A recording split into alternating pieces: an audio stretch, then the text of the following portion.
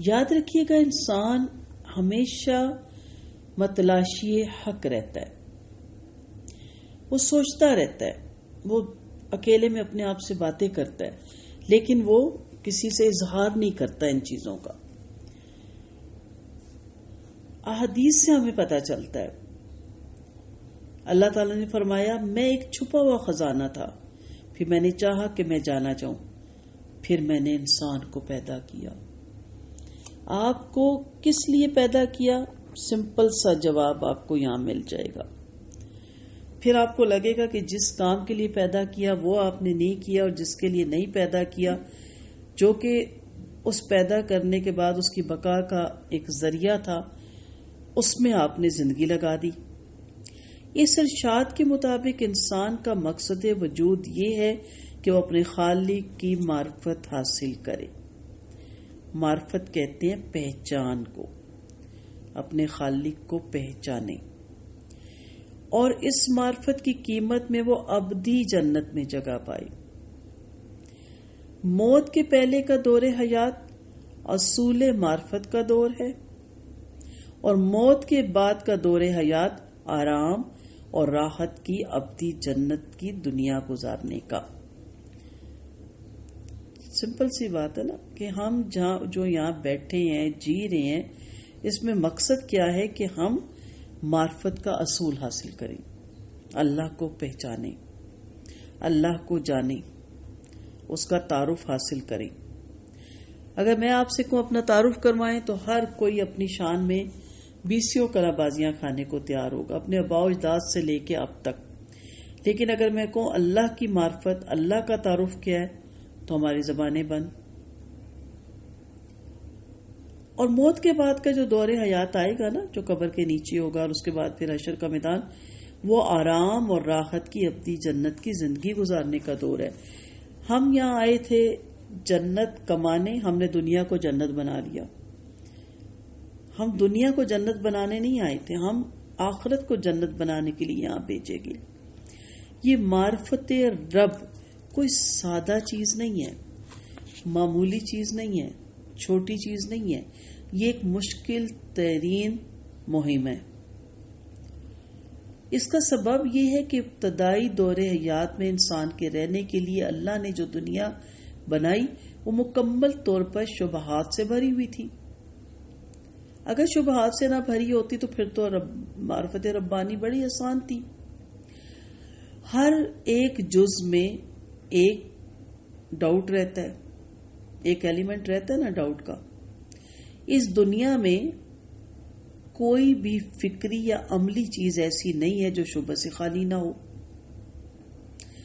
موت سے پہلے کے اس دور حیات میں انسان کا کام یہ ہے کہ وہ شبہات کے پردے کو پھاڑ کر حقیقت کو دیکھے، اور وہ شبہات کے باوجود کامل یقین کا درجہ حاصل کرے۔ اسے ایک سمپل سے مثال سے سمجھاتی ہوں، بہت یہ آپ نے روایت پڑھی ہوگی کتابوں میں، کہ اس وقت کا خلیفہ تھا یا بادشاہ تھا، زبیدہ ان کی مسز تھی، دونوں دریا کنارے سیر کر رہے تھے تو سامنے کوئی ولی بیٹھا تھا، اور وہ کہہ رہا تھا کہ 4 دینار میں جنت حاصل کرو، 4 دینار میں جنت کا محل بناؤ۔ تو زبیدہ نے اس کو 4 دینار دے دیے، اور جو ان کے شوہر تھے انہوں نے کہا کہ ہر ایک کو دینے لگ جاتے ہو، اور ہر ایک کو جو ہوتا ہے ہمارے یہاں بھی کہ فراڈ ہے تو دھوکہ ہے اور فلاں ہے فلاں ہے۔ رات کو جب وہ سوئے تو خواب میں دیکھا کہ جنت میں محل ہے اور اس پہ نام زبیدہ لکھا ہوا ہے۔ وہ اندر جانا چاہتے ہیں تو فرشتے روک دیتے اور کہتے ہیں نہیں، اس میں آپ نہیں جا سکتے، یہ جس کا ہے وہی اس میں داخل ہو سکتا ہے۔ وہ کہتے ہیں میری بیوی ہے، اس کا نام کا، وہ کہتے ہیں پھر یہاں کوئی ایسا ناتا رشتہ نہیں ہے، یہاں جس کے نام کی جو چیز ہے اسی کو ملتی ہے۔ اور یہ انہوں نے 4 دینار میں جو اس کو دیے، اس کے بدلے جنت میں محل بنا۔ ان کی آنکھ کھلتی ہے، حیران ہو جاتے ہیں اپنے خواب میں، دوبارہ بیوی کو لے کے اس دریا کنارے جاتے ہیں تو وہ بیٹھے ہوتے ہیں، تو کہتے ہیں مجھ سے 4 دینار لے لو، تو کہتے نہیں اب 8 دینار کا۔ تو بڑا حیران ہوتا ہے، خلیفہ تھے یا بادشاہ تھے، انہوں نے کہا کل 4 دینار آج 8، کا کل بن دیکھے کا سودا تھا، آج دیکھنے کا سودا ہے. یعنی زبیدہ نے بن دیکھے اس بات پہ بلیو کیا کہ رائے خدا میں جب کچھ لگاؤں گی تو اللہ اس کا نیم البدل بہترین مجھے دے گا، جنت الفردوس کے اعلیٰ درجے کی صورت میں. اور جب بادشاہ نے خواب میں دیکھا زبیدہ کے محل کو تو وہ دوڑا چلا آیا، تو وہ تو تسلی کا سودا تھا نا. تو اصل اس دنیا میں رہ کے آپ نے بن دیکھے کا سودا کرنا ہے. یقین رکھیں کہ آپ کی ہر کاوش جو آپ اس کی معرفت، اس کی تک رسائی حاصل کرنے کے لیے کریں گے، اس کا اجر ضرور ملے گا. دنیا میں جتنی بھی چیزیں ہیں ان سب پر شبہات کا پردہ پڑا ہوا ہے. انسان پیدا ہوتے ہی اپنے آپ کو افکار کی ایک جنگل میں دیکھتا ہے. زندگی کے بارے میں مختلف قسم کے فلسفے،